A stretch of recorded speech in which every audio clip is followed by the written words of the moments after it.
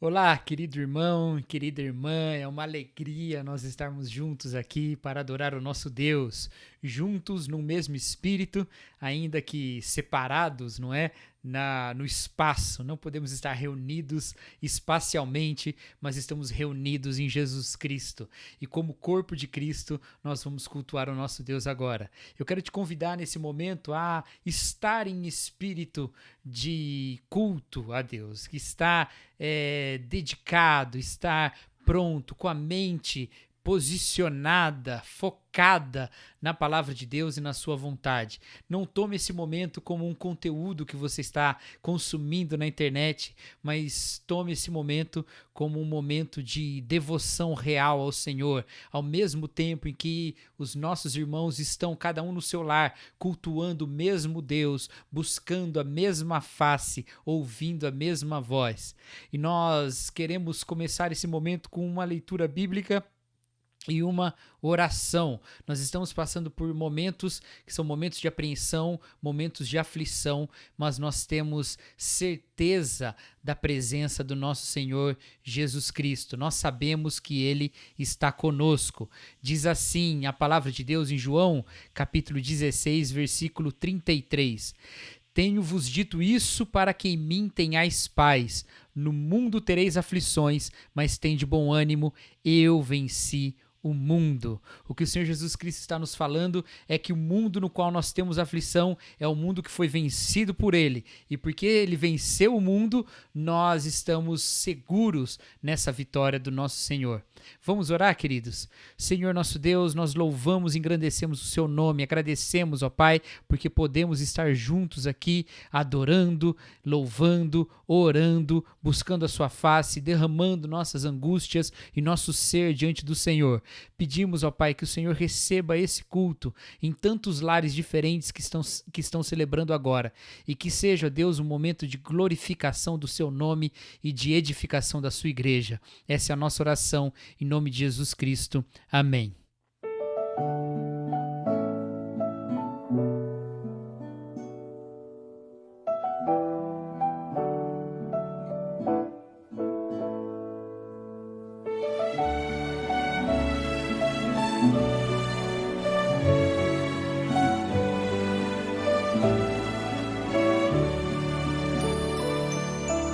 Não existe nada melhor do que ser amigo.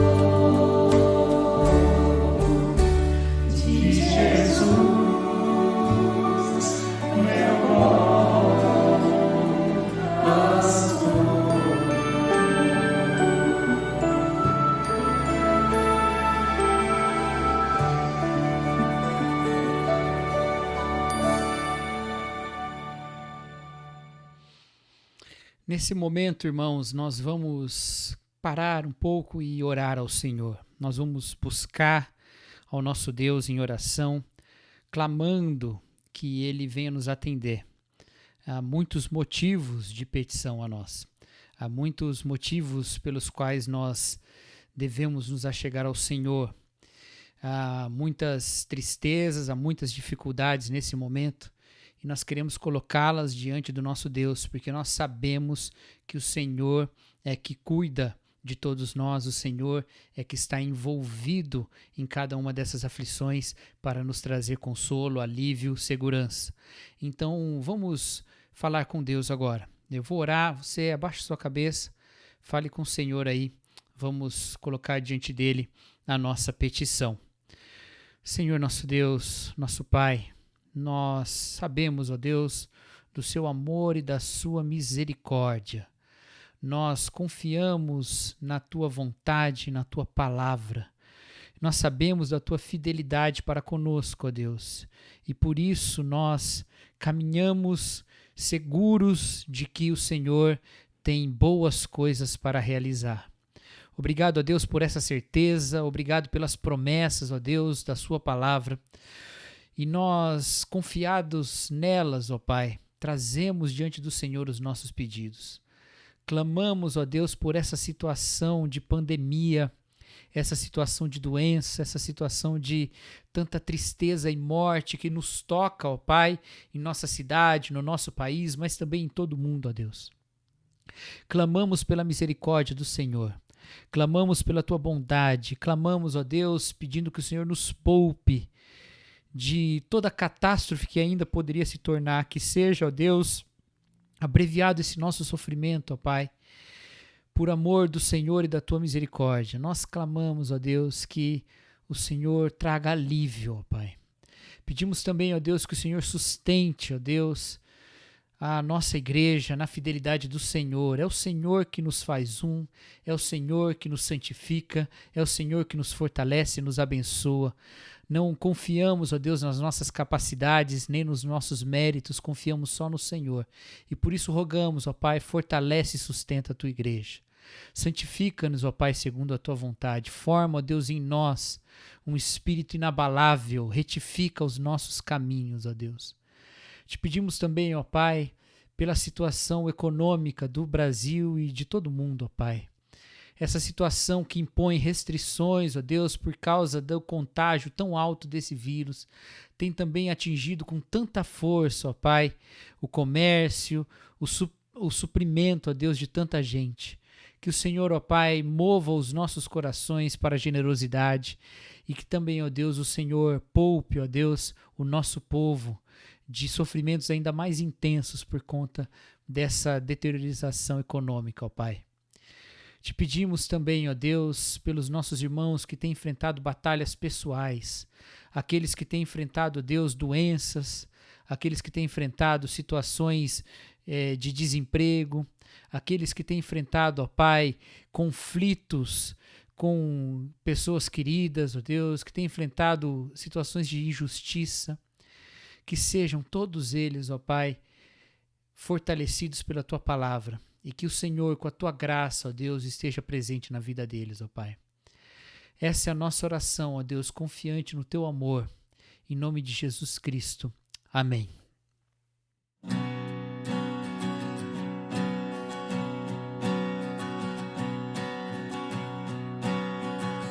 Ainda que eu ande pelo vale da sombra da morte, o teu amor lança fora o medo. Ainda que eu encontre bem no meio das tempestades da vida, não voltarei, pois perto estás. Eu não temerei o mal, pois o meu Deus comigo está.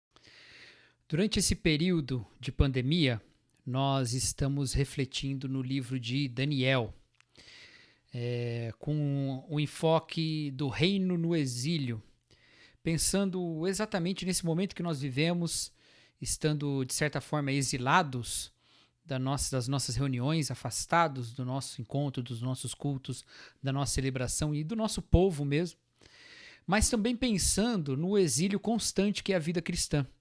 Porque estamos constantemente vivendo, sempre, na verdade, vivendo com fidelidade ao reino de Deus, mas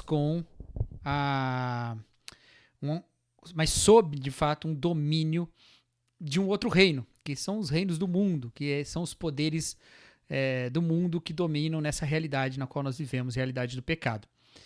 E nós estamos já na nossa terceira mensagem sobre o livro de Daniel. Hoje nós vamos falar de Daniel 3. Se você perdeu alguma das outras duas, você pode ir lá no nosso canal no YouTube, você vai ver lá as outras duas mensagens lá. Elas estão separadas dos cultos, né? Você pode também ver o culto todo, mas se você quiser ver só as mensagens, elas estão separadas lá. Tem uma playlist lá, O Reino em Exílio, que é a playlist com essa série de mensagens. E a cada semana nós vamos colocando mais uma lá. Mas nós vamos então começar a ler esse texto de Daniel 3. É um texto longo, é um capítulo longo, são 30 versos, mas nós vamos ler a maior parte deles, mas nós não vamos lê-los todos para ganharmos um pouquinho de tempo. Então, se você puder, faça, depois leia na sua casa o capítulo todo, todos os versos. Aproveite esse tempo também para meditar no livro de Daniel, lendo o livro todo conosco, não é? Então vamos lá. Daniel 3, a partir do versículo 8.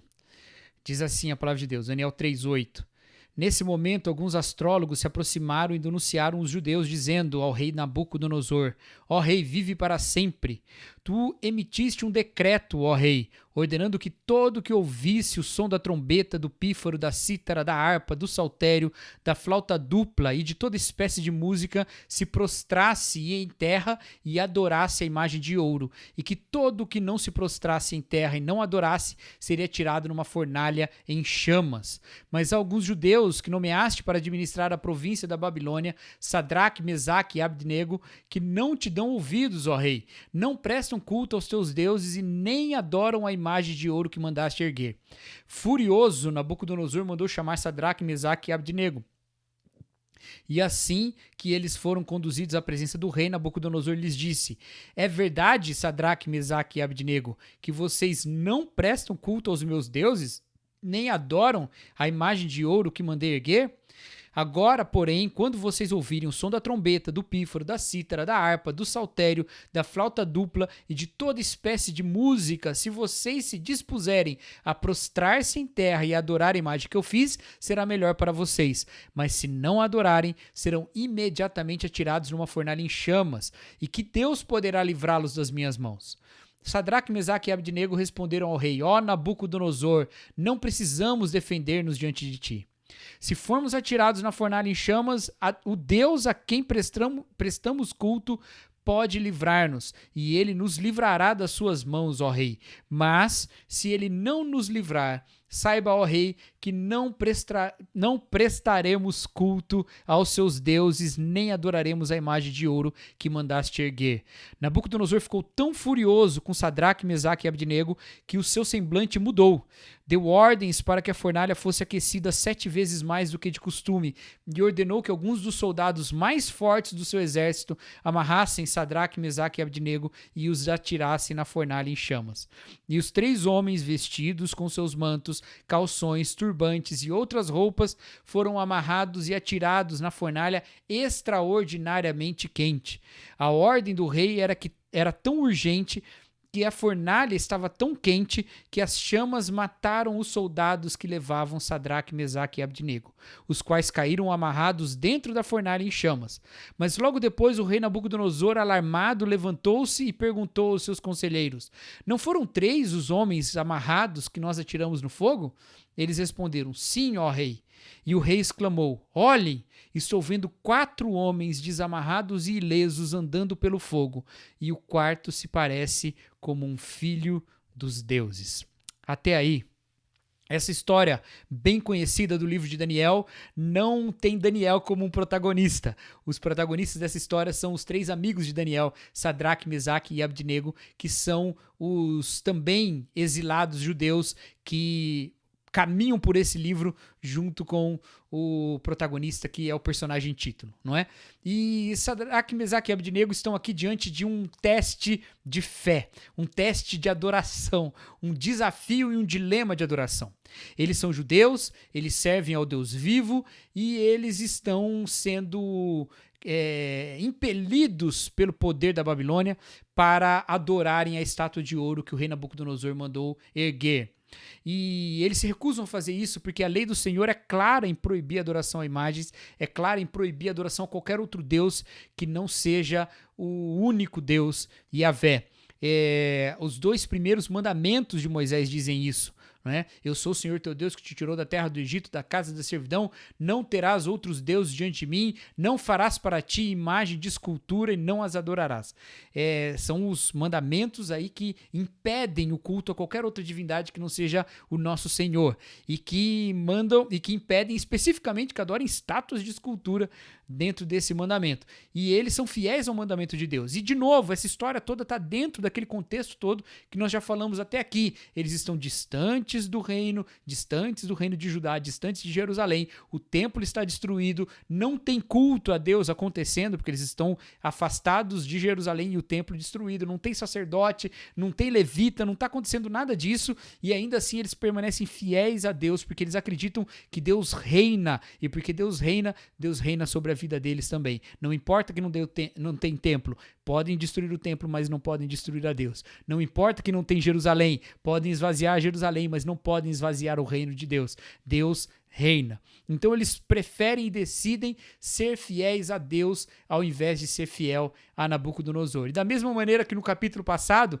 no capítulo anterior, o capítulo 2, nesse capítulo, da boca de um babilônico sai uma expressão de desafio que nos fortalece na nossa fé em Deus. Porque lá no versículo 15, o rei Nabucodonosor diz que quando tocarem as músicas é bom que eles se ajoelhem, porque se eles não se ajoelharem, eles vão atirá-los na fornalha em chamas. E aí ele termina com essa frase, o versículo 15.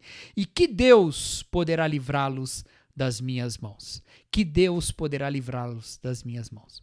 O rei Nabucodonosor estava se vendo como o rei mais poderoso do mundo. E de um ponto de vista humano, ele não estava errado. Não havia naquele momento um rei mais poderoso que Nabucodonosor. Ele era o senhor da Babilônia, basicamente o senhor de toda a Mesopotâmia e de regiões para além da Mesopotâmia. Ele dominava muitas terras e ele se pensava o grande rei, né, de todo o planeta. E ele diz que Deus poderá livrá-los das minhas mãos. Eu sou maior que todos eles. Eu sou maior do que a divindade que vocês adoram. É bom vocês adorarem quem eu mando vocês adorarem, senão eu vou destruir vocês. A resposta dos 3 amigos é uma resposta categórica. Ouça bem, senhor Nabucodonosor, ouça bem, você pode fazer o que você quiser, mas o nosso Deus nos livrará das suas mãos. Mas tem um detalhe na fala deles, um detalhe muito importante. Eles dizem, o Deus a quem prestamos culto pode livrar-nos e ele nos livrará das suas mãos, ó rei. Mas se ele não nos livrar, saiba, ó rei, que não prestaremos culto aos deuses, nem adoraremos a imagem de ouro que mandaste erguer. Mesmo que ele não nos livre, nós continuaremos adorando a Deus. Nós continuaremos nos prostrando diante do único Senhor. Isso aí nos dá alguns ensinamentos muito importantes. Primeiro, porque ele mostra uma confiança em Deus. Ele faz essa afirmação que os 3 amigos fazem diante de Nabucodonosor, é uma afirmação da grandeza de Deus. Olha, senhor Nabucodonosor, pode parecer uma causa irremediável, pode parecer que a sua fúria é uma fúria tão grande contra nós e você é tão poderoso que pode parecer aos seus olhos, aos olhos de todo mundo, que não existe escapatória, mas nós sabemos que existe porque nós confiamos no Deus que reina sobre todas as circunstâncias, reina inclusive sobre você mesmo, reina inclusive sobre a sua própria vontade, reina inclusive sobre os limites do seu próprio poder. Nós confiamos e servimos a esse Deus e por isso nós não vamos nos prostrar diante de nada que não seja Deus mesmo. Essa afirmação de culto a Deus, essa afirmação que fazem os amigos de Daniel aqui nesse capítulo, é também a nossa afirmação. Mas não diante de poderes que nos impulsionam na direção da adoração às outras coisas. E isso é muito importante de nós entendermos. Nós não precisamos de um Nabucodonosor exterior que vai nos impor uma adoração impura, uma idolatria. Nós não precisamos disso. Nós temos um Nabucodonosor dentro do nosso coração. João Calvino dizia que o coração humano é uma fábrica de ídolos. Dentro do nosso coração nós erguemos estátuas. Dentro do nosso coração nós erguemos imagens. Dentro do nosso coração nós erguemos divindades que são contra ao nosso Senhor. Nós não temos aqui um poder que nos obrigue a fazer um outro culto que não seja o culto ao nosso Deus. Se isso acontecesse, eu não tenho dúvidas de que a maior parte dos irmãos se manteria fiel. Eu não tenho dúvida disso. Não tenho dúvida de que se alguém chegar com uma arma em punho, apontar na cabeça de você e falar assim, olha, adore outra divindade ou será morto, eu não tenho dúvida de que a maior parte de nós morreria. Estaria tranquilamente dizendo, olha, eu vou morrer pelo nome de Jesus Cristo. Mas nós frequentemente falhamos em adorar ao nosso Deus, mesmo sem ter arma nenhuma apontada para a nossa cabeça.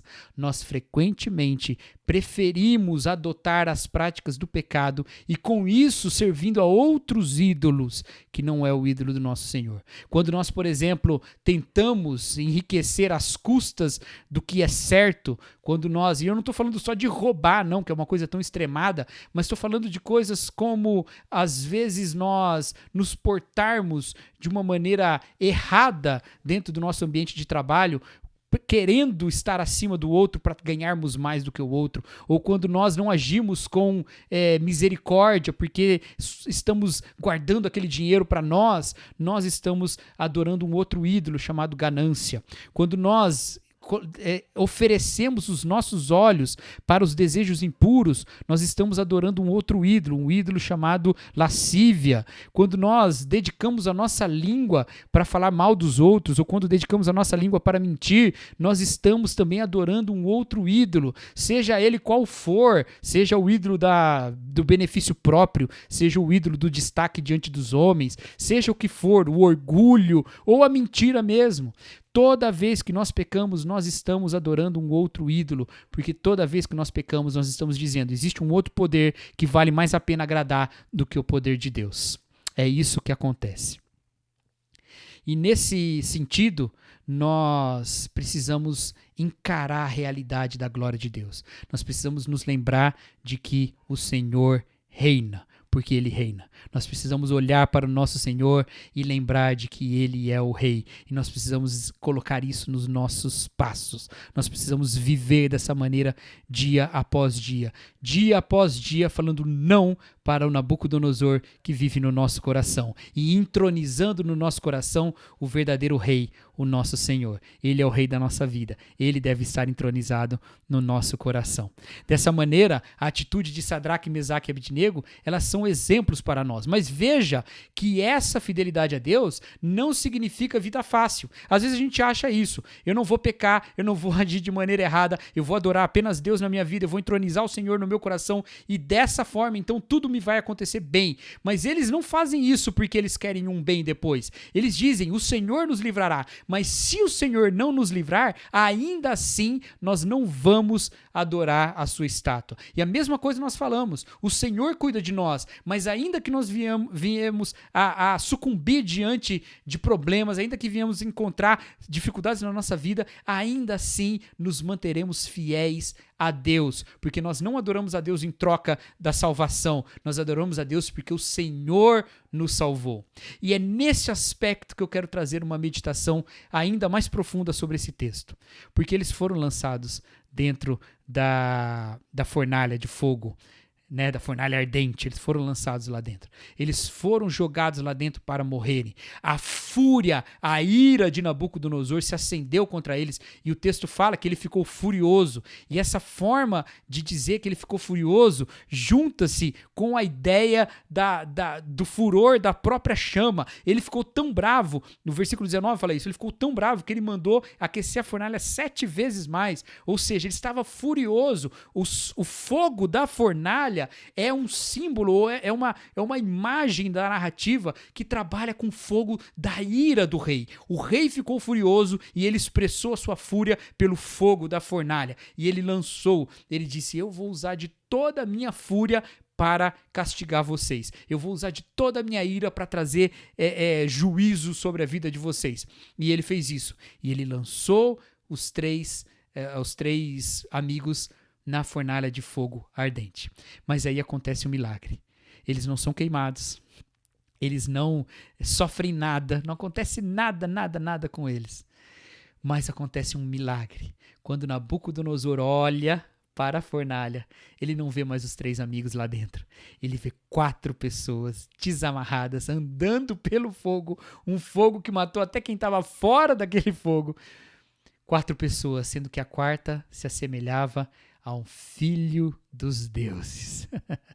Que maravilha, que maravilha. Muitos intérpretes têm lido esse texto e dito que este quarto é o próprio Senhor Jesus Cristo, andando com eles ali dentro da fornalha. Independente de você pensar que era o Senhor Jesus Cristo, ou um anjo, ou uma forma de teofania, uma expressão, uma demonstração de Deus no meio da fornalha, independente de você pensar ou de você interpretar de qualquer maneira isso, eu quero que você pense na fúria e no fogo que são destinados aos pecadores como nós. Eu quero que você pense nisso.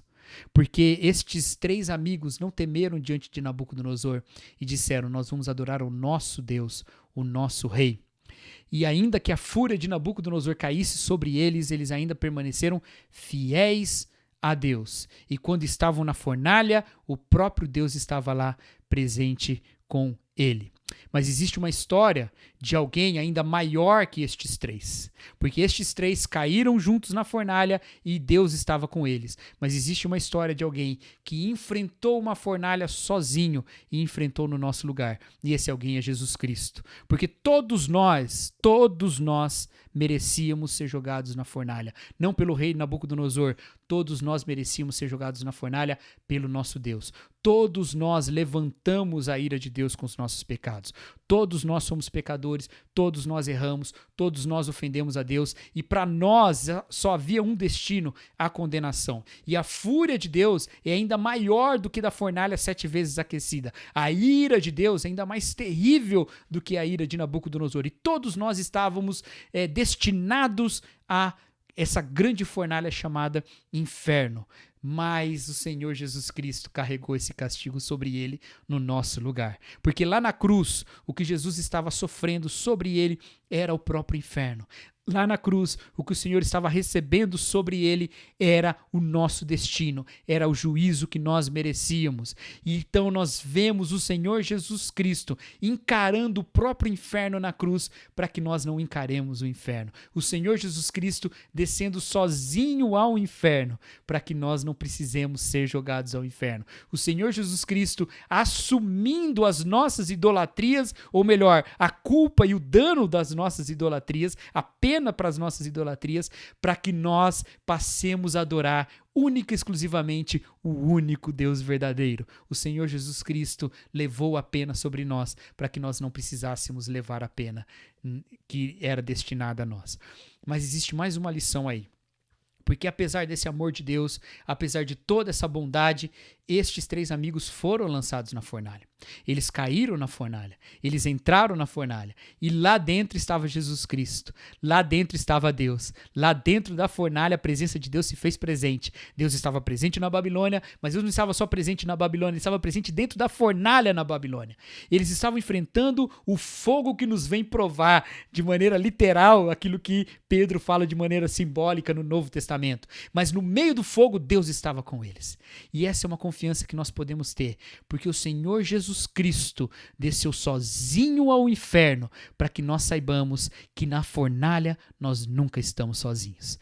Ele desceu sozinho ao inferno para que quando nós estivermos no meio do fogo, nós saibamos que Ele está conosco. Não importa o tamanho da tribulação, não importa o tamanho da dificuldade, o Senhor Jesus está conosco, porque o Deus que deu o próprio Filho não poupa a sua presença conosco em nenhum momento. O próprio apóstolo Paulo disse lá em Romanos que aquele que nem o próprio Filho poupou, antes o deu por amor a nós, como também não nos dará juntamente com ele todas as coisas. Significa que no meio da aflição nós estamos com Deus. Então nós podemos olhar para o Nabucodonosor do nosso coração e dizer assim: olha, não importa o que aconteça, nós não vamos nos ajoelhar diante de outro Deus, porque o nosso Deus nos livrou da fornalha. E quando nós enfrentarmos as dificuldades, enfrentaremos acompanhados do próprio Deus, porque nós sabemos disso. Aquele que levou o próprio inferno sobre si está conosco no meio das situações infernais. Porque ainda que haja juízos humanos contra nós, nós já temos diante de Deus a justificação. Não precisamos temer mais nada. É assim que nós entendemos o que o Novo Testamento fala, de que se Deus é por nós, quem será contra nós? Uma vez que nós temos paz com Deus em Jesus Cristo, uma vez que nós estamos reconciliados com Deus, uma vez que Deus nos ama, quem é o rei desse mundo que pode nos odiar? Quem é o rei desse mundo que pode nos matar? Quem é o rei desse mundo que pode nos condenar? Dessa maneira, a pergunta de Nabucodonosor ela é devolvida com uma pergunta também. Se Nabucodonosor nos perguntasse hoje, se eu resolver lançar vocês na fornalha, que Deus poderá nos livrar? Nós responderíamos, se o meu Deus me ama, quem é você para tentar me destruir? Porque Deus está conosco. Sejamos fiel a Ele então. Sejamos fiéis ao Senhor. Voltemos o nosso coração ao Senhor. Nos abstenhamos do pecado. Deixemos toda a idolatria de lado. Olhemos para os ídolos do nosso coração e digamos, não. Nós serviremos ao nosso Deus única e exclusivamente. Nós adoraremos ao nosso Deus. Não importam as circunstâncias.